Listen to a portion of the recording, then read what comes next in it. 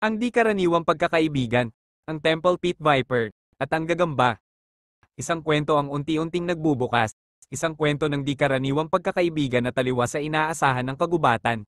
Kilalanin ng Temple Pit Viper, isang nilalang na kinatatakutan at iginagalang dahil sa kanyang kamandag at tahimik na lakas, siya ay kumikilos ng may angking biyaya, hinubog ng libu-libong taon ng ebolusyon, isang tunay na hari ng kanyang kapaligiran. At narito, sa ibabaw ng nakakatakot na ahas, isang maliit na kasama, isang gagamba, tila marupok, ngunit matapang na sama-sama sa katawan ng Viper.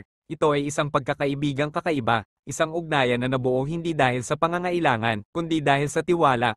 Ang Viper, isang bihasang mangangaso, ay nagpapahintulot sa maliit na gagambang ito na makibahagi sa kanyang espasyo, na malayang gumalaw sa kanyang makapangyarihang katawan. Sa mga tahimik na sandali ng araw, habang nagpapahinga ang Viper, ang gagamba ay nakakahanap ng pagkain, isang ugnayang may kapwa-benepisyo. Ang gagamba, ligtas sa tabi ng kanyang makapangyarihang kaibigan, at ang Viper, kontento sa pagbabahagi ng kanyang teritoryo, magkasama nilang hinaharap ang mga hamon ng kagubatan.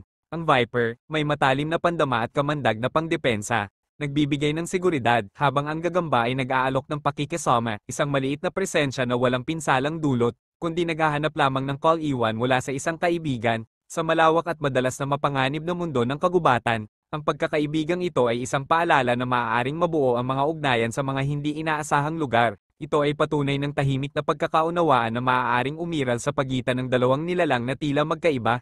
Sa isang mundong pinapatakbo ng kaligtasan, ipinapakita ng pagkakaibigan ng Temple Pit Viper at ng gagamba na kahit sa ligaw na kalikasan, kung saan nag-aabang ang panganib sa bawat sulok, mayroong puwang para sa pagkakaibigan, sa tiwala, at sa mahinahong koneksyon sa pagitan ng dalawang kaluluwa. At bago tayo magtapos, may tanong lang ako, bukod sa gubat, saan pa maraming ahas?